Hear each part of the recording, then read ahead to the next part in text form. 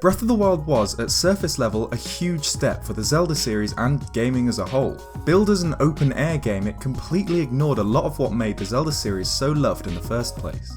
But like I said in my What's Next for Zelda video a couple weeks ago, Breath of the Wild's been and gone. We're in the future of Zelda, and now we're all sat here waiting to see what the series has got for us in the future. I mentioned that a 2D Zelda game is possible quite soon, which would be really cool to kind of fill the time between now and the next big game. But today I'm going to talk to you about the next Breath of the Wild, the next open-air, big 3D adventure game in the series. I'm going to go over a few things that I think the next big 3D Zelda game should include, bearing in mind that I think it'll be in the same vein as Breath of the Wild, being a big open-world adventure game with a huge emphasis on exploration. Aonuma said himself that he wants to continue Breath of the Wild's open-air feeling into the next games because of how much he enjoyed it and how well it was received. So considering that the new game will very likely be in the same vein as Breath of the Wild, what would I like to see from it? Let's get into it.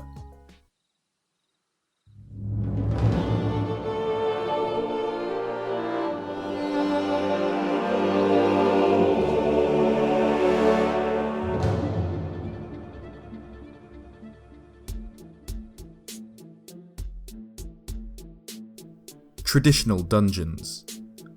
One of the things I love most about Zelda is the dungeons through which you need to venture. The twisted labyrinths full of fiendish enemies which both challenge your skills and reward you with awesome new items and abilities. In Breath of the Wild we got, in terms of sheer volume, the most dungeons of any Zelda game.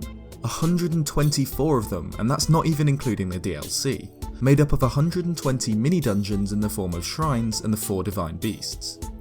These were amazing, and the shrines in particular hold some of the most intuitive and fun Zelda dungeon design of any of the games. It's cool too how they essentially replace heart pieces, which were hidden around previous Zelda worlds and could be obtained by either completing small challenges or using certain items. Shrines are either in plain sight, containing a small puzzle or mini dungeon for the player, or sometimes appear as the reward for an overworld puzzle. Listening to Cass's song and then shooting an arrow through these 2 stone rings in previous Zeldas might have been the requirement to obtain a heart piece, but in Breath of the Wild it rewards the player with the reveal of a hidden shrine, which when you complete it you get a spirit orb, 4 of which can be traded in for a heart container or stamina vessel. So yeah, the shrines are awesome, but man do they feel stale after a while. Every time you uncover a secret in the overworld, find something a little out of place or a mystical hidden area, you know it's either going to be a Korok seed or a shrine. And yeah, the shrine might be hiding a fantastic mini dungeon, but it's the fact that it's just another shrine that for me takes a little of the magic away. Even the 4 main dungeons in the game, the mechanical innards of the behemoth divine beasts, are still just Sheikah dungeons. Take away the controls mechanic and they're just big shrines. Then there's the DLC with new dungeons and quests, except they're all just more shrines, another big shrine with the last divine beast, or a Sheikah themed gauntlet challenge with the Trial of the Sword. I suppose it's not the content of the dungeons I'd like to change in a new Zelda game, as they're all brilliantly designed in Breath of the Wild and I'd like that to continue. It's just the overwhelming repetition of the Sheikah theme, the same music, the same design, the same enemies that really starts to grate as the game goes on. Hopefully we don't get that level of repetition in the new game. Imagine trekking through a dense forest in the new game, and as you venture further and further into the woods, you find a great stone temple full of monsters you've never seen before and a feeling of true danger. This isn't just another trial set before you by the Sheikah, you're on your own in a place of real evil. For the next Zelda game, I'd love it if dungeons could still be completed in any order, or maybe even not at all if you don't want to. But it can't just be a million dungeons that all look and feel the same like the shrines do. Even if the gameplay in the dungeons is fantastic, the lack of different themes between them makes them feel so monotonous.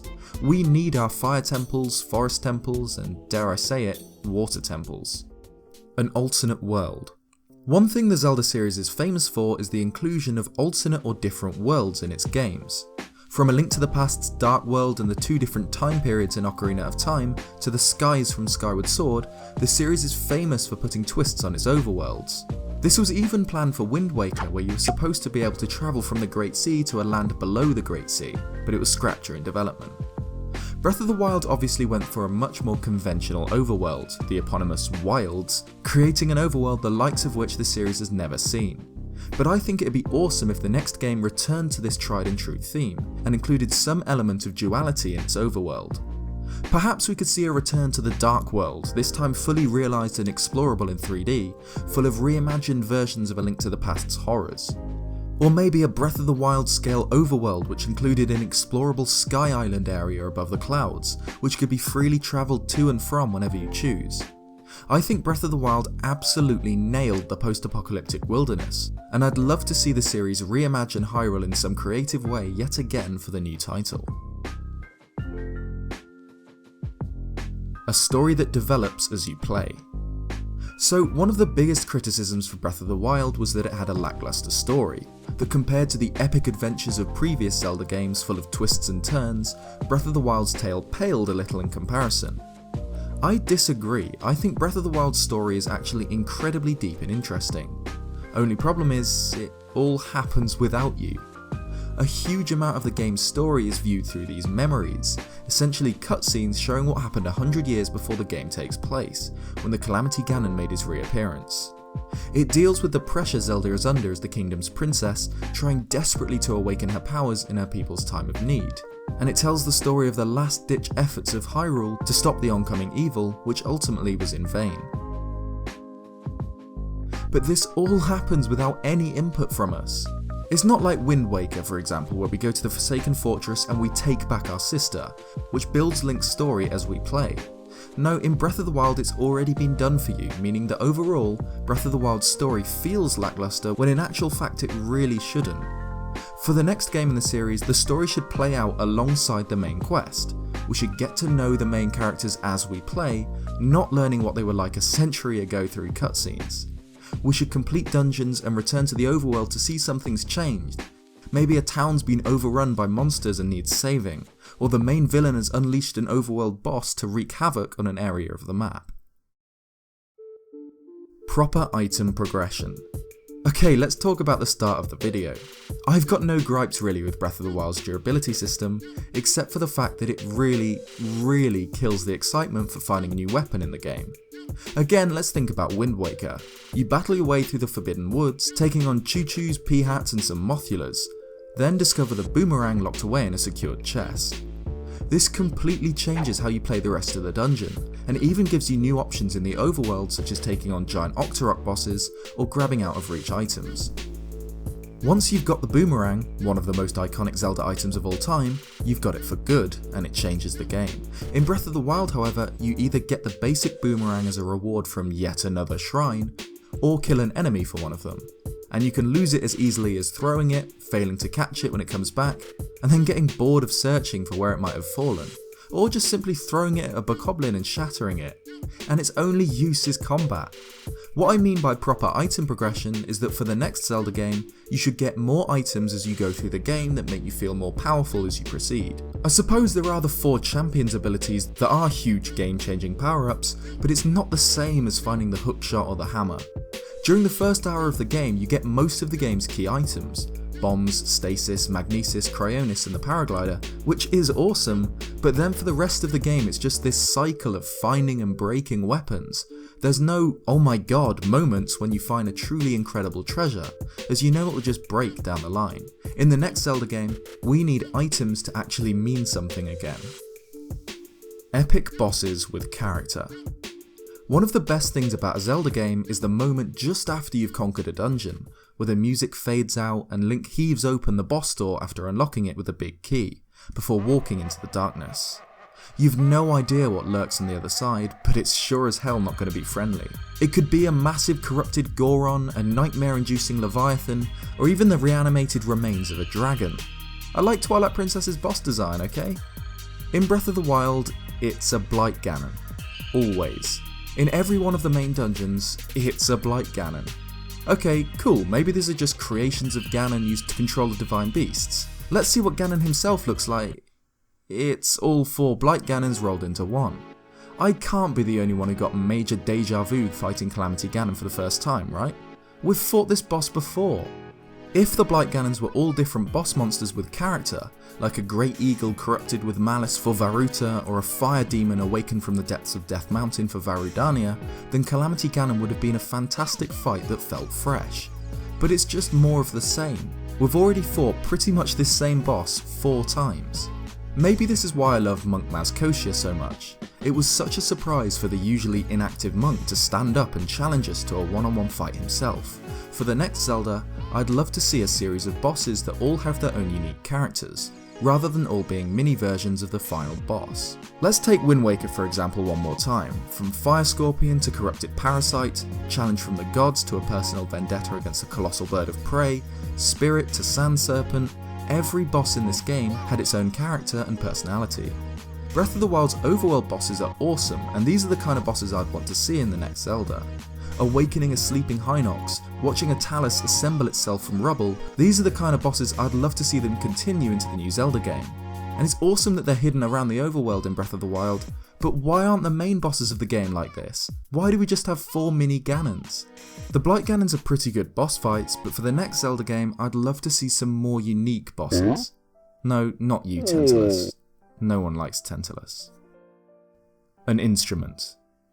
Okay, I suppose this one isn't essential for the game to be good, not by a long shot. Breath of the Wild and Twilight Princess and more were all fantastic games without the inclusion of a central instrument, but for me at least it's such a trademark of the series. Link's ocarina or Wind Waker, his spirit flute or goddess harp are all such classic items that help make Link Link, and also perform all sorts of magic like teleportation or possession. I have no idea what instrument he'd be likely to have in the next game. Maybe I've been reading too much Name of the Wind, but I think Link with a lute would be really cool. Breath of the Wild took a step back from the bombastic classical music the series is famous for, opting for quieter, more somber piano music, and with it stepped back from Link's musical side too. So I'd love to see a return to this with some kind of musical features in the next Zelda game, even if only for nostalgia's sake. A second quest or post-game. So, as the latest Zelda game, obviously when talking about what the next game in the series should do, Breath of the Wild becomes a target. You've got to pick apart what it did wrong and what the next Zelda needs to change. But at the end of the day, damn if this game isn't incredible. It's at the very least my joint favourite game of all time. So if the next game is anywhere near as good as Breath of the Wild was, we need more of it.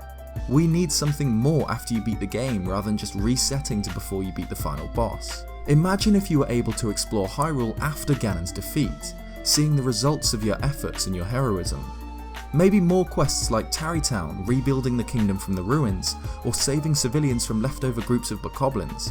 I suppose if it had a story that developed as you play the game, it'd scratch this itch for me a bit, because finally meeting Zelda and seeing some ounce of story play out with us rather than 100 years ago was such a tease, as it's a taste of what the game's story could have been. Something Zelda games have had on and off since their very first was a second quest, a new adventure with different dungeons and overworlds.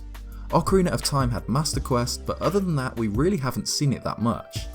Breath of the Wild had Master Mode I suppose, which is pretty cool, but the entirety of the game is still the same except for all enemies being tougher and having floating enemy platforms. I've always thought Master Mode should have flipped the map. In a world as big and as complicated as Breath of the Wild's Hyrule, this would feel like a completely different overworld. Either way, in the next Zelda game I'd love to have something after we beat the game, be it a second quest or be it a post game.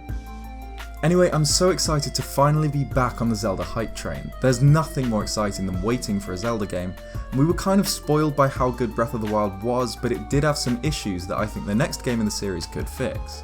I personally think Breath of the Wild was such a strong foundation for where the future of the series is going, and I'm so excited to see where it goes from here. This video did take a huge amount of work, so if you enjoyed it, please leave a like and subscribe if you want to see some more Zelda stuff from me.